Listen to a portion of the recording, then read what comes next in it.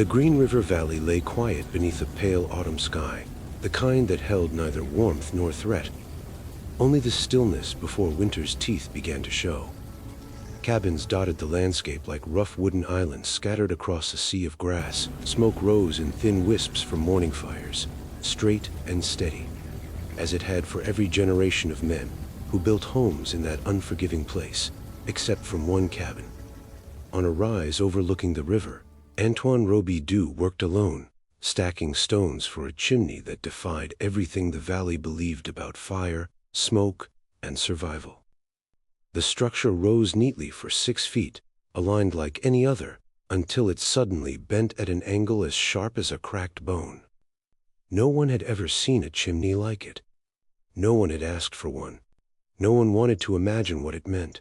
The first man to notice the bend stood there for a long moment, jaw slack, eyes narrowed, unable to process what he was seeing. Then he laughed. Loudly. So loudly that a pair of trappers 100 yards away turned to look, saw the angled chimney, and laughed even harder. By midday, the entire valley knew about it, and the name began to spread. The Frenchman's Folly. Robidu heard every comment, every whispered joke, every loud insult tossed his way as he passed the trading post each morning. He never reacted. He picked up his supplies, special clay he had sifted by hand, stones he selected for density instead of convenience, and carried them back to his worksite with the calm of a man who knew winter would speak on his behalf soon enough. Still, the ridicule stung, though he didn't show it. Men on the frontier earned respect through hardship and repetition, not innovation. They trusted what their fathers and grandfathers had built. A straight chimney was a law of nature in their eyes. Smoke rose, wind blew over the top, fire warmed the home. Any deviation was not invention, but foolishness. Sublet, the man who ran the trading post with meticulous pride, examined Robidu's drawn plans as if they were the scribblings of a madman. He held the paper between 2 fingers, as if the angle might stain him. "Straight is what keeps a man alive through January," he said to his gathered customers. "Anything else is a temptation for disaster." No one questioned him. Why would they? In their world, he was an authority. Jim Baker, young but hardened by years of trapping in some of the wildest country west of the Mississippi, had no patience for nonsense. A bent chimney? Might as well punch a hole in the roof and call that ventilation. The crowd around him erupted in laughter, delighted not only by the absurdity, but by the confidence with which he declared it. As weeks passed, the betting pool grew on a barrel outside the post. Wagers ranged from mild inconvenience, "He'll be smoked out by October," to dire predictions. "Mark my words, that bend will collapse under the first real wind." Some even whispered that the bend might cause the chimney to blow apart and burn the whole cabin down.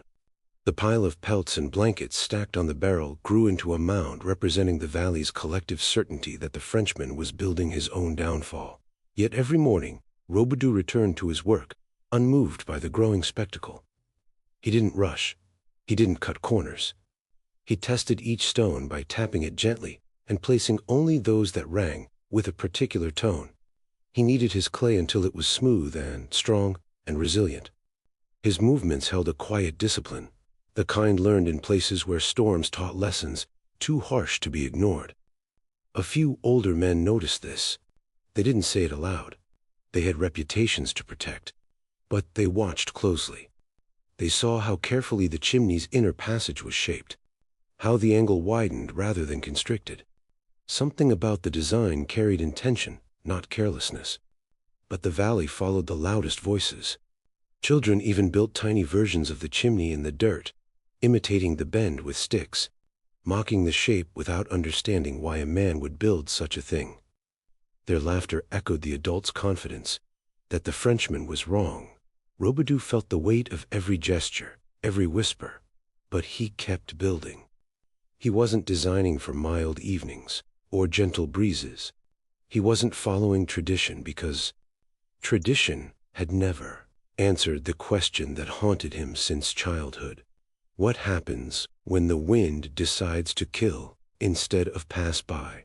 Late one afternoon, Jim Baker approached Robidu's cabin.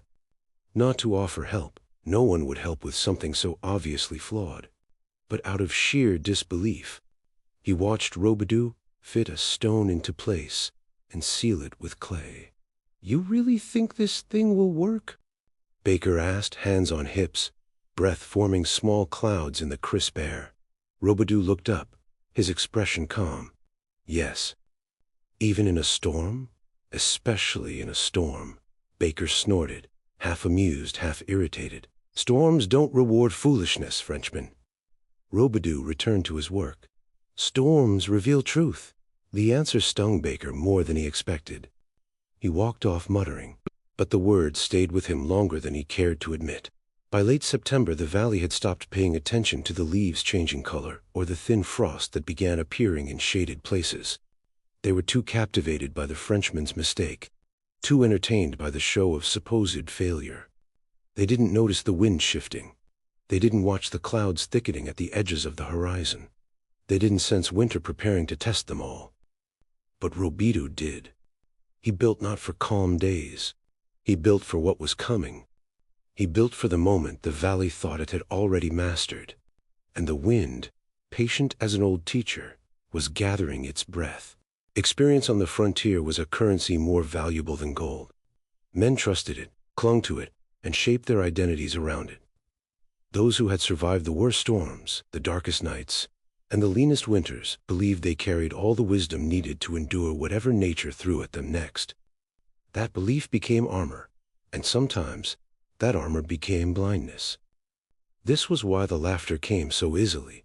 When the men gathered at Sublet's trading post, they came not just to buy powder or trade pelts, but to reinforce what they believed they already knew. Seen from the post, Robidu's crooked chimney looked like the punchline to a joke no one wanted to end. The sky loomed cold and cloudless behind it, making the bend appear even sharper, even more absurd. Sublet held Robidu's drawing as if it were a dangerous document. The chimney's angled section offended him on a level deeper than logic. He had built chimneys straight up from firebox to sky since he was young, using inherited knowledge handed down through generations of men who survived by doing things the same way, year after year. Straight meant safe. Straight meant proven. Angles, bends, those were the luxuries of men with too much time and not enough sense. "Smoke rises," Sublet said flatly. The room murmured in agreement. Jim Baker, standing beside him, tapped a finger against the drawing with a smirk on his face. "Looks like he's building a dog's hind leg, not a chimney." The trappers around him roared with laughter, enjoying the simplicity of the ridicule. Baker had a talent for reducing complicated things into simple images that stuck in a man's mind. And now, the whole valley saw the chimney not as a design, but as a deformity.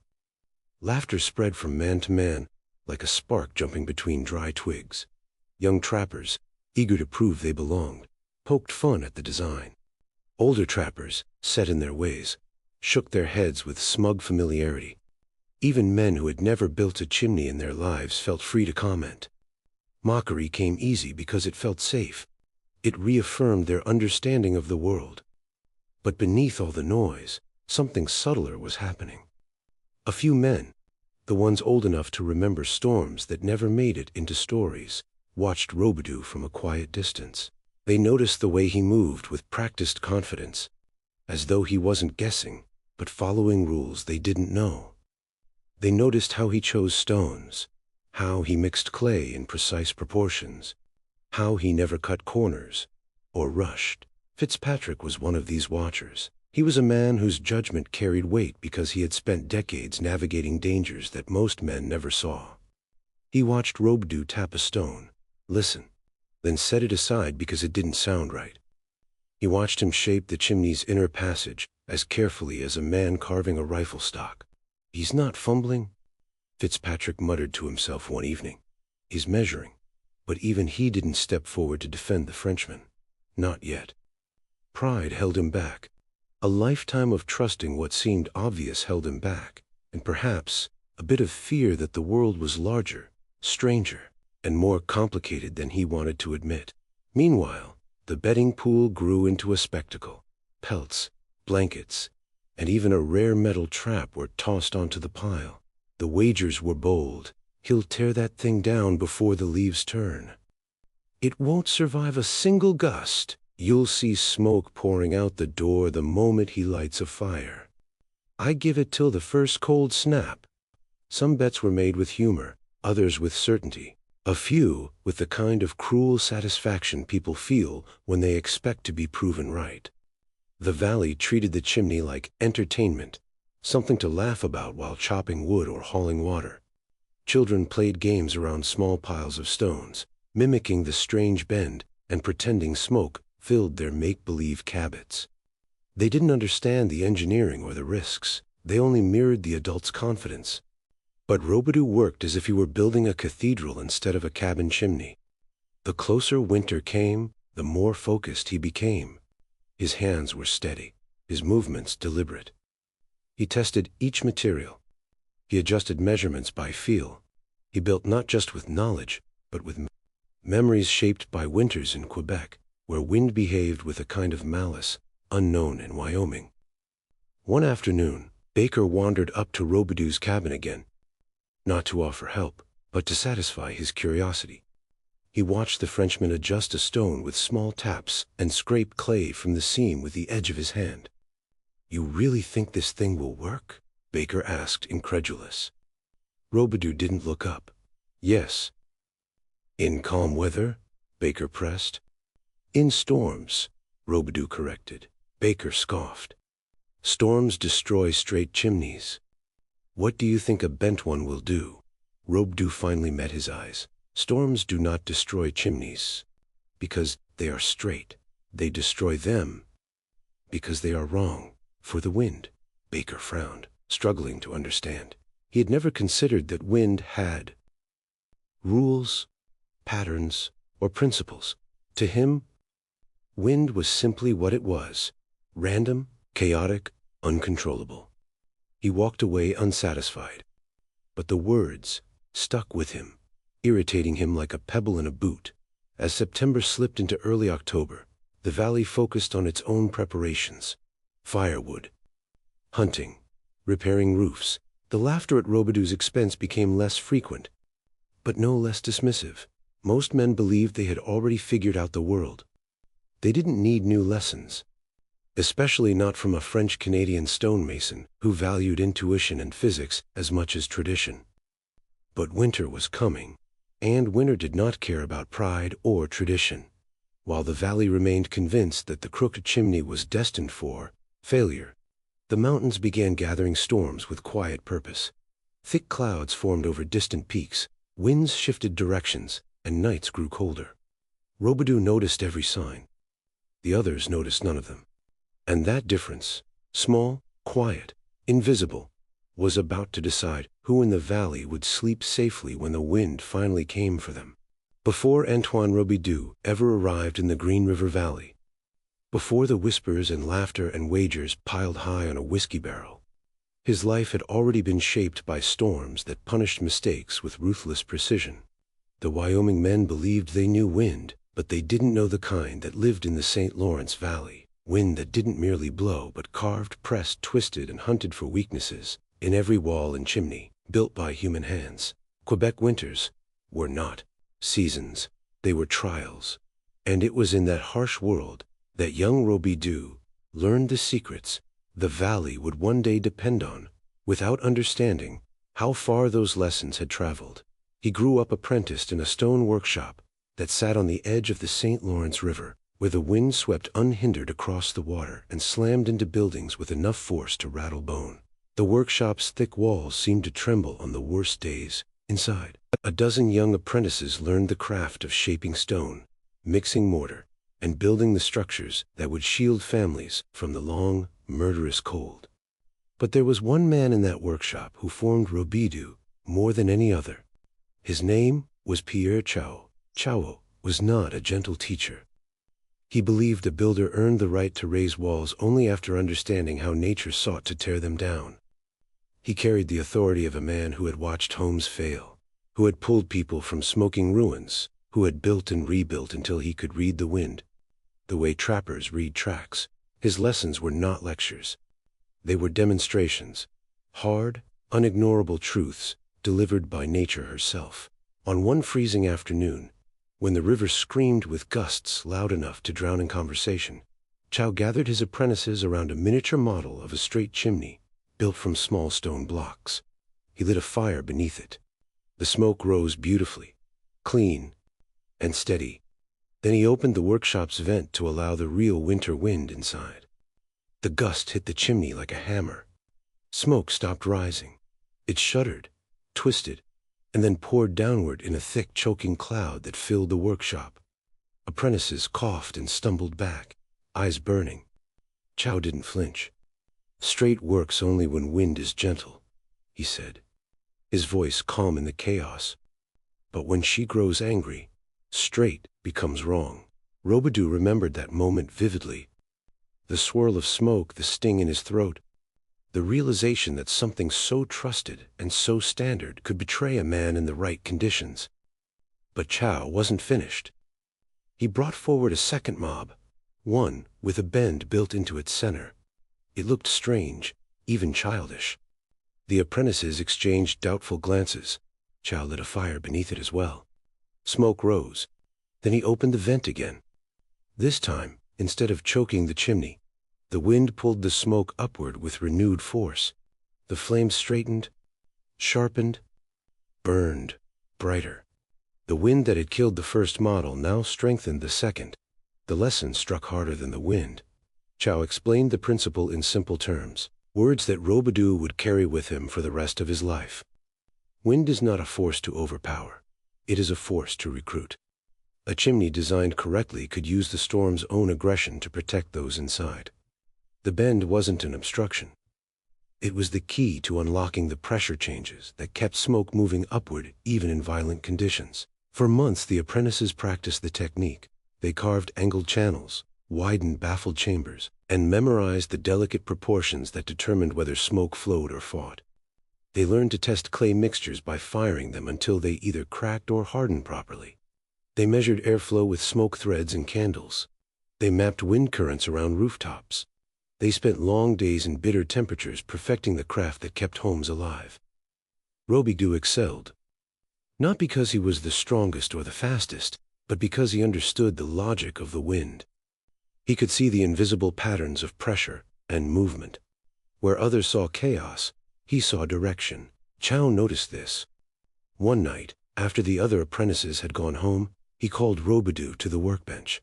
The storm outside roared with a fury that shook the shutters. "You listened differently," Chow said, handing him a chalkboard. "Most men hear wind as noise. You hear her as a teacher." Robidu didn't know how to respond. He only nodded. Chow pointed at the chalkboard. "Remember this. A man who builds for calm days will die during storms. Do not forget." He never did. Years later, when he traveled west in search of new land and opportunity, he carried that memory with him. The chalk diagrams, the demonstrations, the miniature chimneys collapsing under test gusts, the angled ones thriving in chaos. The lessons weren't just technical knowledge. They were survival embedded in stone.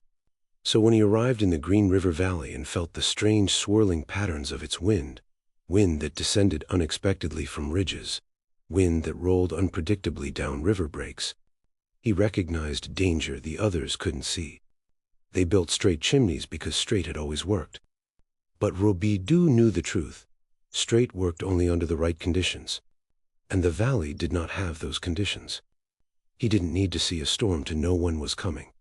He could feel the tension in the air, the inconsistent currents, the early shifts in the atmosphere. These were the same signs that had preceded deadly winds back home, the same warnings that had toppled chimneys and suffocated families. So he began building his angled chimney, following the rules Chow had drilled into him. The angle had to be precise. The chamber needed to widen at exactly the right point. The clay had to resist rapid temperature changes. The stones needed to carry proper density. The path of airflow had to remain smooth but not too wide. The valley didn't understand any of that. They saw the bend, but not the purpose. They saw the angle, but not the hundreds of storms behind it. They saw a man breaking tradition, not a man honoring survival. They thought him stubborn. In truth, He was obedient to the master who taught him, to the storms that shaped him, and to the physics that kept men alive. The laughter of the valley didn't bother him. The storm forming on the horizon did. He built for that storm. He built for the wind that would soon test every chimney. He built for the moment when the valley would finally understand what Quebec had taught him long ago. Wind is only the enemy of those who refuse to learn her language. Winter did not arrive gently that year. It did not creep in quietly or whisper warnings through the cottonwoods. It came with a suddenness that felt almost personal, as if the season itself had been waiting for the perfect moment to strike. That morning, the valley woke to a thin layer of frost glazing water buckets and clinging to the edges of windows. The cold was sharper, but not yet alarming. Smoke curled steadily from the chimneys, rising straight as a prayer into a pale blue sky. For a brief moment the day felt ordinary. Then the wind shifted. At first, it was only a subtle change, a different direction, a deeper note, but the older men noticed it. Dogs lifted their heads. Horses huffed and stamped nervously. The air didn't just move, it pressed in, turning heavy with a strange energy that unsettled even the most seasoned trappers. Within an hour, the temperature dropped further. Clouds gathered in low, rolling layers across the ridge. The wind strengthened from a steady breeze into something more forceful and deliberate. And then the storm struck. The first victim was Jim Baker's cabin. Inside, Baker had just stoked his morning fire when he noticed something wrong. The flame flickered in a strange, hesitant way. Smoke hesitated at the throat of the chimney, swirling with uncertainty. Then, without warning, it surged downward. A thick wall of gray came pouring back into the room, rolling across the ceiling and falling toward him like a living thing. The air became impossible to breathe. His eyes burned. His lungs seized. Smoke coated the walls with the dark streaks as Baker stumbled toward the door, choking and half-blind. When he threw the door open, winter hit him full in the face. Snow was falling sideways now, driven by gusts strong enough to rattle the cabin walls. Baker collapsed to his knees, gulping frigid air. He realized in that moment that his chimney had turned against him. He was not alone. At the trading post, Sublet watched in horror as his supposedly perfect chimney failed in spectacular fashion. Smoke did not rise. It exploded outward. Embers scattered across the floor. Two visiting trappers, already weakened from days of travel, collapsed unconscious in the chaos. Sublet dragged them out into the cold, coughing and angry at a force he couldn't control. He had trusted his chimney designs. Now they betrayed him without warning. Across the valley, similar scenes unfolded. Fitzpatrick's cabin, built with the precision of 2 decades of experience, suffered a frightening reversal. Smoke spiraled downward, forming dark whirlpools against the ceiling. Before sinking into the main room, the backdraft pressure was so strong it extinguished candles across the cabin just moments after they were lit. Fitzpatrick tried to reopen the fire after a break in the wind, but the room filled again with a suffocating cloud that nearly overwhelmed him and the young trapper sharing his shelter. Even cabins without fires succumbed. Henri Laflambeau's home filled with smoke through cracks in the chimney mortar, so thick that it poured in even when the fire lay cold in the hearth. Families faced an impossible choice: either keep their fires lit and risk suffocation, or extinguish them and freeze. Many chose cold sores because at least cold didn't steal the breath from their lungs. Inside the homes where fires went out, the temperature plummeted. Frost crawled across windows from the inside. Children huddled under blankets that offered little protection. The valley had prepared for a typical winter, not a storm of this magnitude. But while chaos reigned across nearly every structure in Green River Valley, one cabin stood in perfect contrast. Inside Robidu's home, the fire burned with a steady but unwavering flame. The wind outside howled with a fury that shook the door. But inside the air was clear and warm. The angled chimney, once mocked, drew stronger as the wind strengthened. The impossible design functioned exactly as intended, turning the storm's violence into clean, powerful upward draft. Robidu placed his hand near the hearth opening. The airflow tugged gently at his sleeve, evidence that the chimney wasn't struggling. It was thriving. He felt a deep, quiet affirmation. The rules he had learned in Quebec, the laws of wind and pressure, held true even here. As the storm worsened, knocking branches from trees and burying doorsteps in snowdrifts, desperate faggers began appearing outside his cabin. The first was Baker, shivering so violently he could barely knock. His bedroll was clutched under his arm. His face was gray with exhaustion and soot. "Antoine," he rasped. "Just a place to stay till this passes." Robidu stepped aside without hesitation. Next came Sublet, drenched in snow and shame. He had always carried himself with certainty, but tonight his confidence had cracked. His trading post Chimney had nearly killed 2 men. He entered the cabin with lowered eyes. Then Fitzpatrick arrived, leaning heavily on the doorframe. His authority, too, had bowed under the weight of the night's events. Each man entered quietly, breathless, humbled, and nearly frozen. Robidu's cabin filled quickly. People pressed close to the fire, letting its warmth revive their frozen limbs. Silence settled like another blanket over the room. They glanced at the angled chimney glowing softly in the firelight, smoke rising clean and straight. It was a sight none of them would forget. The wind continued to scream across the valley through the night, tearing at doors, shaking the walls of cabins, forcing snow into every crack and crevice. But inside Robidu's home, the flame never faltered. It burned with calm strength.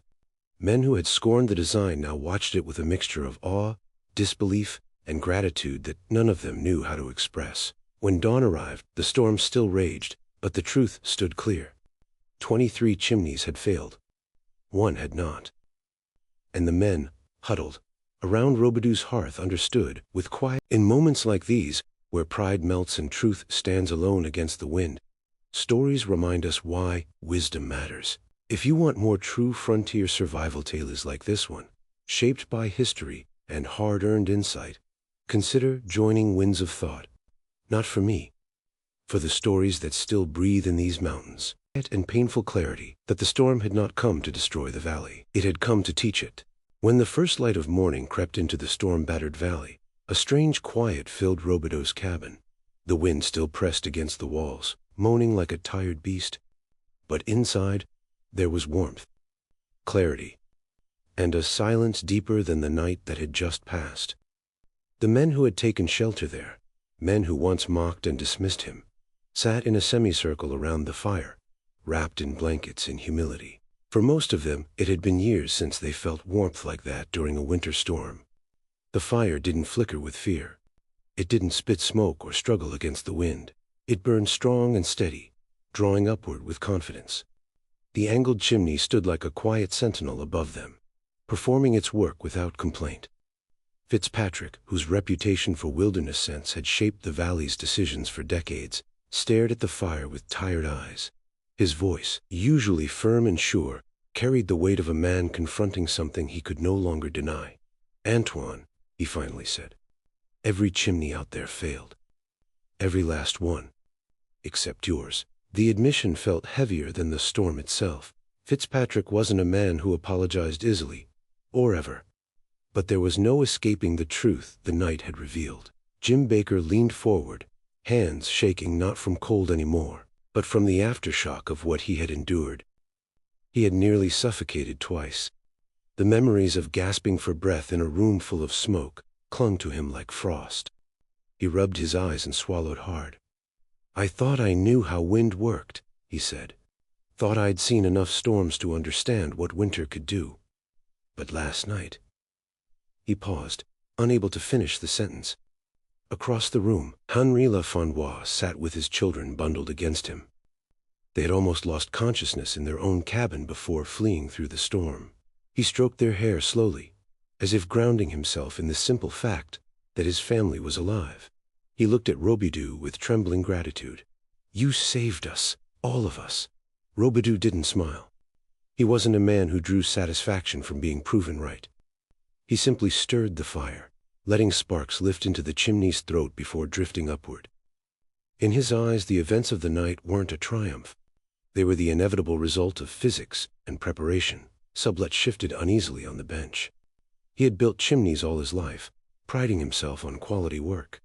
He had scoffed the loudest when he saw the bend in Robidu's design. Yet when smoke flooded his trading post and nearly killed the trappers staying under his roof, everything he thought he knew had shattered. He lowered his head and spoke softly, as if confessing something to the fire rather than to the room. I told everyone your chimney would fail. I told them it was dangerous, but mine was the one that nearly killed 2 men. Robidu's eyes softened. You believed what you were taught. There is no shame in that. Sublet let out a stringed exhale.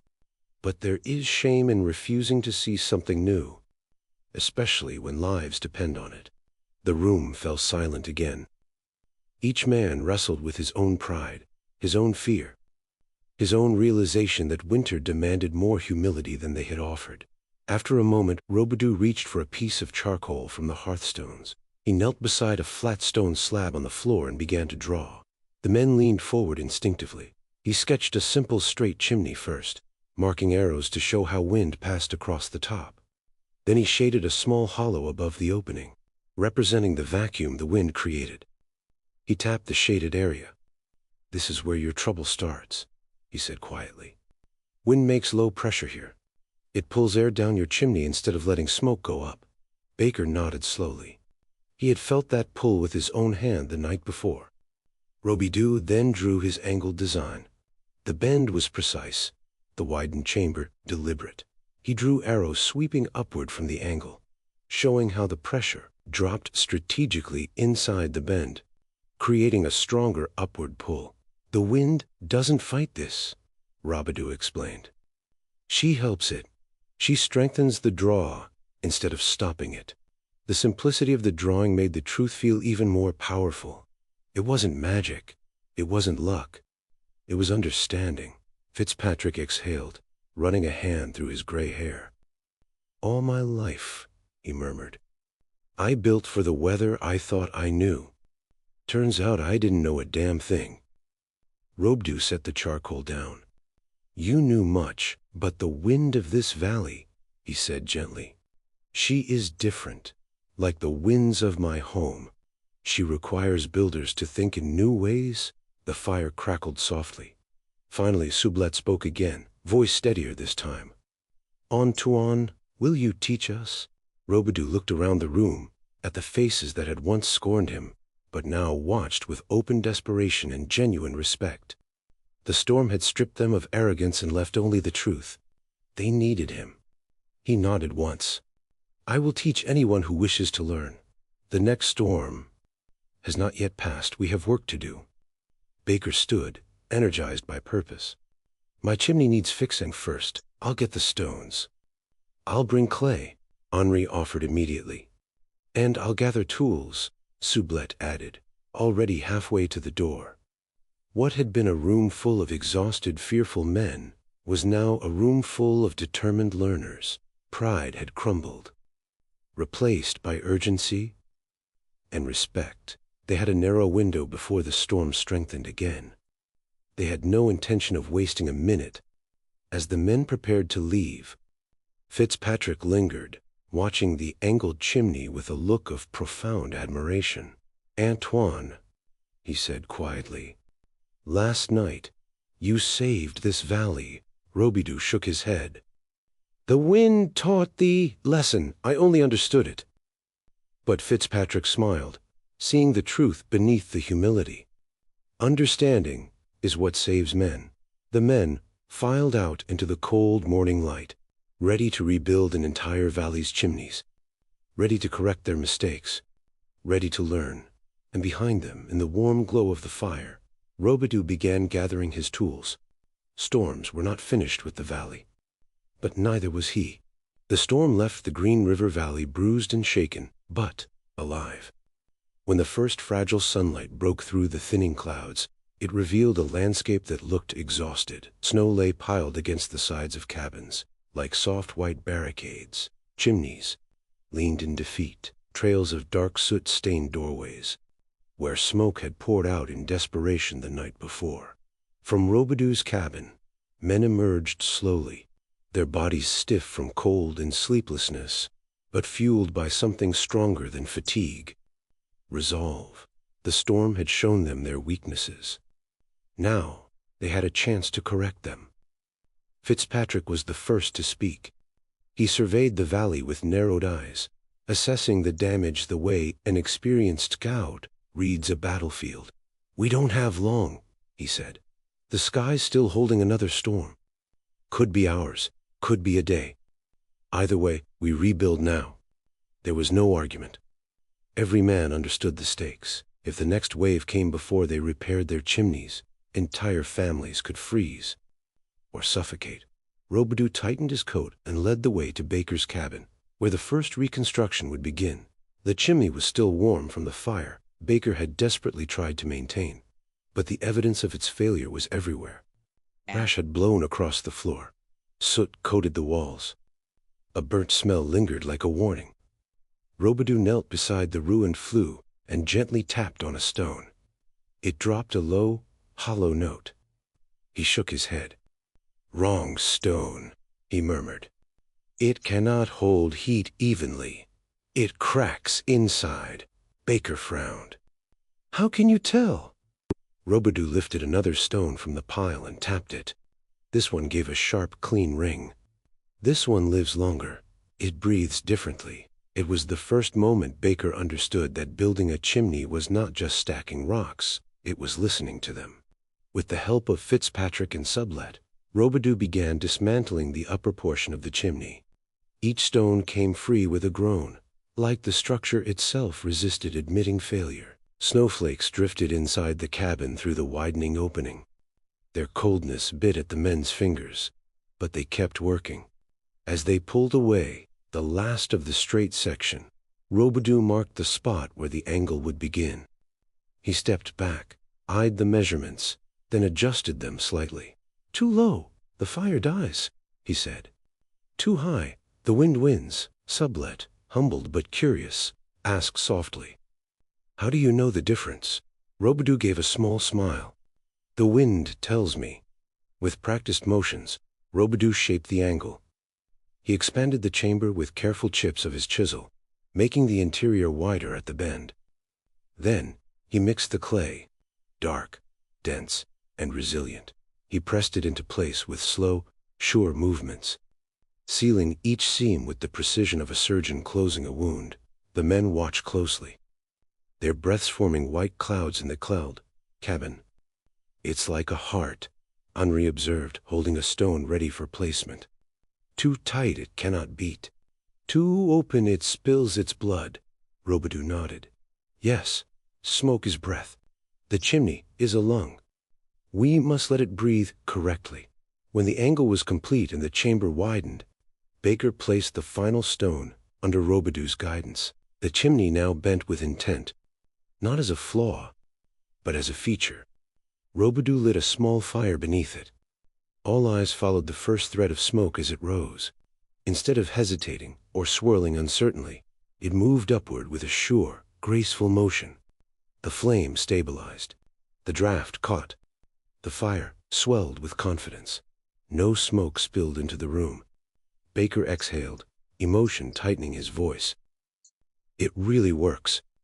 Robidu gave a modest nod. "Now we've saved the others." Word of the success traveled quickly through the valley. Men who had been anxious, cold, and angry suddenly felt a spark of hope. They formed small work crews, gathering stone, mixing clay, hauling tools. Each man wanted to understand the technique. Each wanted to fix his own chimney before the next storm struck. The transformation was immediate and astonishing. Where there had been scorn, there was now urgency. Where there had been mockery, there was humility. Where there had been certainty, there was curiosity. Sublet, once so certain of his knowledge, now asked questions like a student. Fitzpatrick used his years of experience to help younger men haul heavy stones. Baker guided neighbors to Robidu's cabin to get proper measurements. Families stood wrapped in shawls outside their homes, watching anxiously as men worked with renewed purpose. By noon, 3 chimneys had been modified. By mid-afternoon, 5.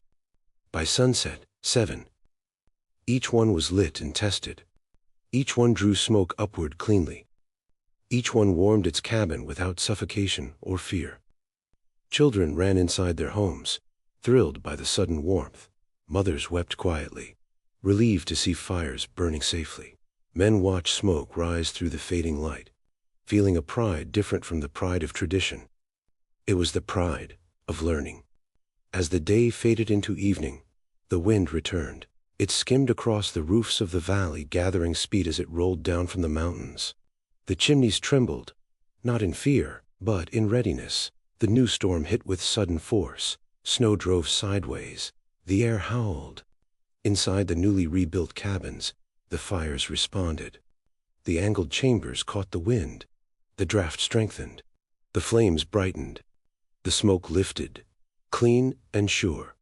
For the first time in the memory of the valley, a winter storm did not send men fleeing from their hearths. Instead, they stayed warm, safe, and confident against nature's assault. Fitzpatrick stood outside for a moment, letting snow whip against his face, just so he could see the smoke rising from his own chimney. Steady, powerful, unwavering. He laughed aloud, the sound sharp and triumphant against the wind. "Robidu," he shouted toward the cabin across the field. "You saved us all." Inside his own home, Robidu sat quietly by his fire that evening, hands warming above the flame. He had spent the entire day teaching, guiding, repairing. He was tired, but it was a good tired, the kind earned through work that mattered. Outside, the wind continued to lash at the valley. Outside, the fires burned stronger than they ever had. The storm was not finished with the valley, but neither were its people. They had learned. They had adapted. They were ready. When the storm finally broke, the Green River Valley lay beneath a sky washed clean by wind and snow. Sunlight spilled through the clouds in soft, hesitant beams, revealing a landscape changed not only by the storm's fury, but by the knowledge it had forced upon the people who lived there. Drifts leaned against cabins like frozen waves. Smoke rose from newly angled chimneys in smooth, unwavering columns. It was the sight of survival, written in stone and fire. In the early light, men emerged cautiously from their homes, stepping into the cold with expressions that mixed awe, relief, and quiet disbelief. The storm had tested every assumption they'd carried into the winter, and the results spoke plainly. Straight chimneys, every single one, had turned against them. And the only design that had withstood the violent wind belonged to the man they had mocked. Fitzpatrick stood outside his cabin, frost crunching under his boots. He brushed snow from his newly modified chimney, his hand lingering on the angled seam. The stone felt solid under his fingers, warm on the inside from the fire that still burned clean and bright. "It's hard to believe," he murmured, half to himself, half to the valley. "A bend, a simple bend, and it changes everything." Jim Baker joined him, breath steaming in the morning air. He looked healthier than he had any right to be after nearly suffocating the night before. There was a softness in his voice, stripped clean of pride. "I slept without coughing," he said quietly. "First time in years." Fitzpatrick nodded. "Feels strange, doesn't it? To find out we were wrong all this time." "It feels good," Baker admitted. "It feels right." Across the valley, Sublet approached, his expression thoughtful. Instead of commanding, he no longer carried himself like a man with all the answers. The storm had humbled him in ways no argument ever could.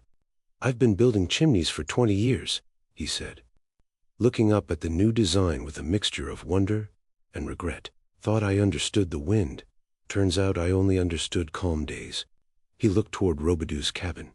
Smoke drifted from its chimney in a tall, confident plume.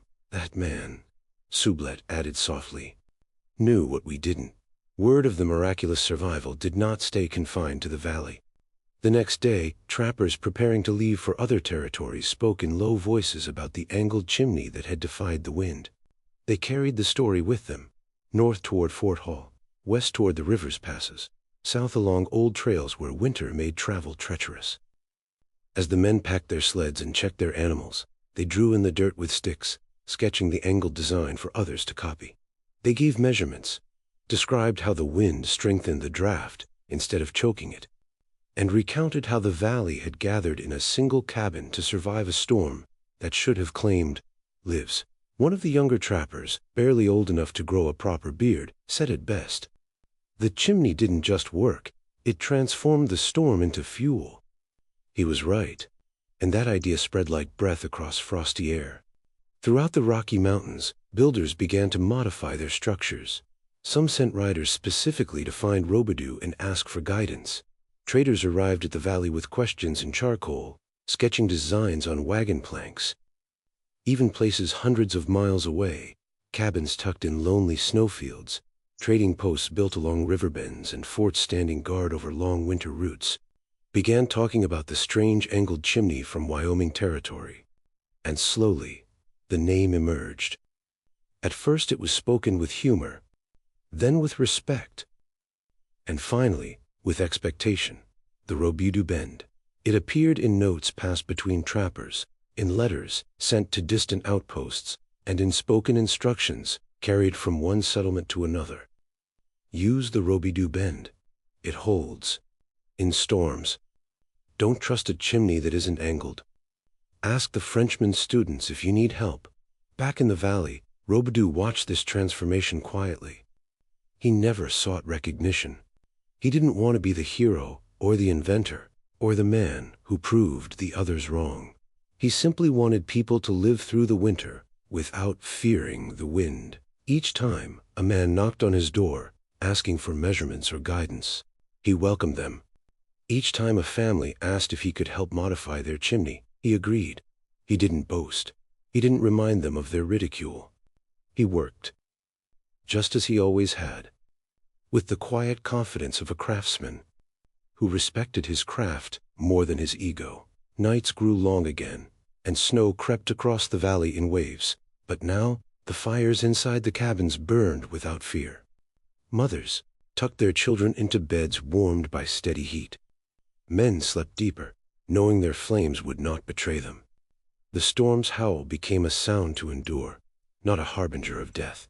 As winter passed into the early hints of spring, smoke rising from angled chimneys became the new symbol of the valley. Travelers approaching from distant trails paused as they saw the unfamiliar shapes, realizing they marked a place that had learned something others had not yet discovered. In the seasons that followed, more variations appeared, slightly different angles for different wind patterns, wider chambers for larger cabins, improved clay mixtures based on Robidu's teachings. Yet at the core of every new design was the same principle. Use the storm, don't fight it. Through all of this, Robidu lived quietly in his cabin. He split wood. He repaired tools. He lit his fire each morning with steady hands, and sometimes late at night when the valley slept, he sat near the hearth and watched the flames rise, content that the lessons learned in a cold Quebec workshop now warmed an entire region. He didn't need applause. He didn't need apologies. Stories like this survive not because they are dramatic, but because they remind us that wisdom lives in unexpected places.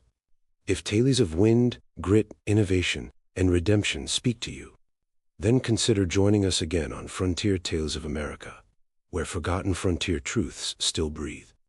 Some stories warm the hands. Others, like this one, warm the soul.